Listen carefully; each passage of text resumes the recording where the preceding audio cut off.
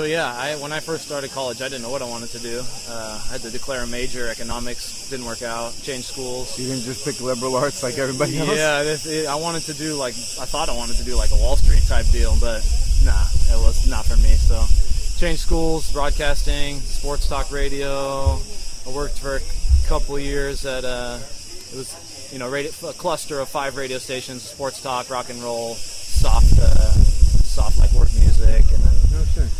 So I did that. I operated the board. I was on the mic with at the Panamistymio. I was at the mic in college. So we had like a radio station, and one of the classes was a radio show, whatever you wanted, and ours was sports talk. So I did that for a bit, and that kind of helped me really understand media a little better and kind of what goes into it, what's behind it all. And I always danced, always did FDF since I was a kid, but I didn't have the same appreciation and the same knowledge. The last 5-6 years coming here every summer has given me like a new rebirth from it, and a new outlook, new kind of built my own little legacy here. Definitely. Making a lot of good friends. Seeing people like you. Definitely. No, definitely. I mean, you definitely have made an impact in our Cretan world, especially in America. Like, I got nothing but respect for what you've done in the dance group at the church, the way you go around doing your workshops, the passion that you put in. It's the same level of. It's not even a passion, dude. It's a sickness. No, it's a lifestyle. You have the sickness, 100%. Of what you like and how you want to do it, and you want other people to have that same experience. And that's exactly what. I have my sickness in totally. However you want to describe whatever it is that I do, and I want everybody else to experience that in their own way. Right. I think the important thing is education. Everyone, to know a little bit about everything. Of course, you have your preferences. I have mine. You have yours. Yeah. But I'm always with open ears. I'll never tell you I'm, not going to listen to that. I'm not going to listen to this. I'm going to tell you how I feel and what I like of it, what hits me, what doesn't. But music is an art, and people like different things. Where we're from, there's so many different people and so many different likes, so many different styles, different tunes, different projection of the voice. And projection of the soul. I mean, because really, if you think about it, it boils down to this, right? Sirta, idika yamena. Sirta for me is proto, right? But of all the Cretan songs, there's a handful, right, that we really listen to. So at the core of Sirto, you're listening to the same song over and over again. You and I have the sickness. 24/7, I have essentially the same song in my ears all day long. You have 24/7. You have one. It's like our rhythm. It's like our heartbeat. It's like that. I go to bed and I hear laut of me too. Me too. I'm sitting there. I'll be sitting there with no music, no nothing, and my hand will just be like this, like I'm playing laut. Right. And I'm thinking, like, damn, if somebody doesn't know what's going on in my head right now, they probably think I'm like. Yeah. Like, at the gym when I would be on the elliptical, same. I'd be sitting there, like the handle's there, and I'd be doing this, right? Yep. I'd be on the elliptical and I'd be like, bah, and it, like not even like acknowledging that there's anybody. Like I'd be 100%. Like having Ledares in my mind for like an hour and a half at Planet Fitness in Edison, but like Yeah, totally. It's and nonstop shit. Just recently I started listening to Malevisioti because it does give you a little bit more thing out while you're working out. But, totally. And I mean, if you want to, like, okay, we'll listen to Sirta all day, right? Of course. I'm still 100% Sirta. I'll play Sirta all day. Don't ask me to play anything else. But if you listen to some of these guys play Malevisioti and Pedozali, like Lufardo, for violin. Oh my God, I go crazy. The 3 or 4 tracks that I have on Fraternity are all Lufardo playing Pedozali. Right. Or like Alexaki playing on Malevisioti, or anybody that's unbelievable. Right. Playing on Malevisioti compared to like just playing anything crazy on a Sirto, it really shows and probably it shows there because in Malaviziotti you can play with the notes a lot. You can do a lot of different sounds. There's a lot of wiggle room. Yeah, exactly. With the Sirto, you kind of have to be where you need to be at certain times. Right, but yeah, so on both you can bring your own style, but I think Malaviziotti it's more the playing, and Sirto it's maybe more the singing or the pace. But the importance, I think, of everyone's different style of all different musicians and different bands is because we're listening to the same songs over and over again. You want to hear something different. Something different. You listen to a Marza, and you listen to everyone giving their own style keeps everything fresh.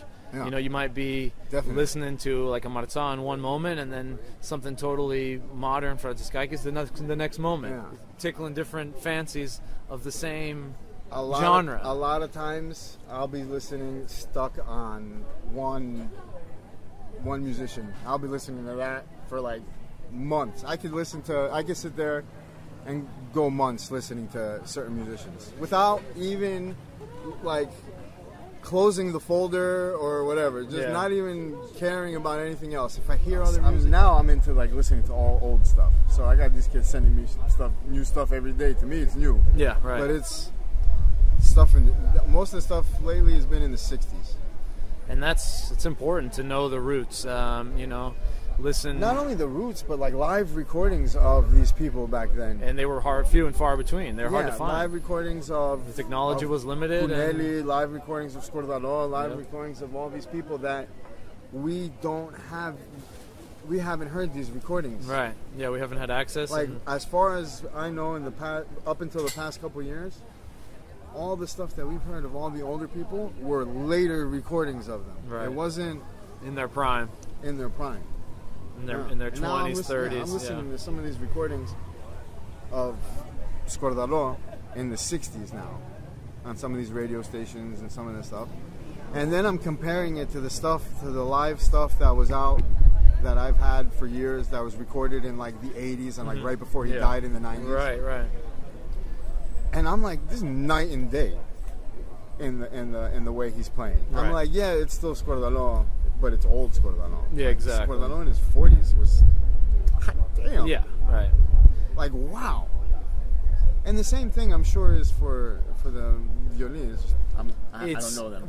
I don't have those recordings yet. It's just like anything. Father Time, what do they say? Father Time's undefeated. Oh. That's in sports and music. I mean, everything. You still get to appreciate them, which is great because we've gotten to see them live, even at a different stage.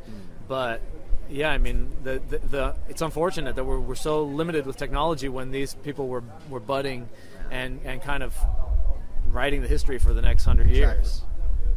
That's I think that's why sometimes I get lost on YouTube on the old videos, and I just end up watching the same videos I've already seen because they're finite. Me too. It's like I know, like sometimes I'll go and watch something, and then I'll just be like, this sounds the same, or this is nothing different, nothing special, nothing that's gonna wow me. And then I'll be listening to the same stuff that I listen to all the time. Right. And that still satisfies me because you have your new, unless the guy is putting his soul into it. Yeah. I don't care what he's playing. Like, you're more likely to get me with 2 notes and all your soul than 10 notes and so if you had recorded the Kumis that night in Martha Kefala, I have video. But if you had you had recorded the whole Glendy, could you get lost in that for a month? He played well that night. They went late. Don't ask me that. I could get lost in a Kyriako phase for a month. So he would be like I could various listen to others. That's the beauty of Kyriako is he plays with everybody. Yeah. And he's Kyriako with everybody, but it's he's an individual. Adapts well. Yeah. Right. I actually liken I liken him to like a Giorgi Cucurelli of the old timers. Big time. Singing and playing Vimata at the same time, playing notes at the same time as singing. I'm pretty sure that's what. Pretty sure I could put this other guy sitting over here with the curly hair in the same category as well. I'm pretty sure that's intentional. Yeah. And there's one more I would put in that category. This is going to be Strataki Georgi.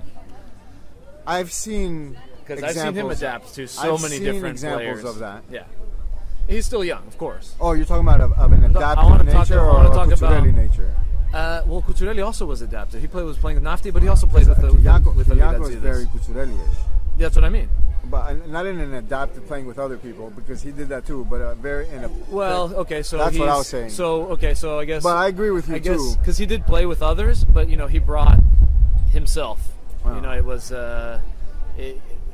And who's to say if he did adapt or not? I haven't heard enough to tell you. But I think in terms of like a proto Lautieri who sings and plays notes at the same time. That's what I mean. The top dog. The legendary Lauto player. Of course. And I'm not saying the other ones are Michael Jordan either, but it's the same type where adaptable can lead the Glendi on their own. They don't need to have the bowed instrument. For me, that would be my three. That would be Kyriako, Patermaiki, and Strataki Georgi. That's your top three? Proto Lautieris right now? That can the ones in that category that are well versed in everything. I think you could put Kidoni in there too. But I love we could put you can put everyone. But those are the three people that you thought of at this moment. Of course, That's fine. Yeah. Next podcast, you might be thinking of a different one. True. It's true. That's what I do too. I've been thinking about doing like top 5 review videos. Yeah. And then I'm like top 5 of how I'm feeling today. Or how about top 5 of their rating? I can't just do top 5. But also you can rate them as who's the singing combo, who's just rips notes like I'm tomorrow. I'm going to do eventually a bunch of those. There's different categories, just like any debate. It's the content that I like watching. Yeah.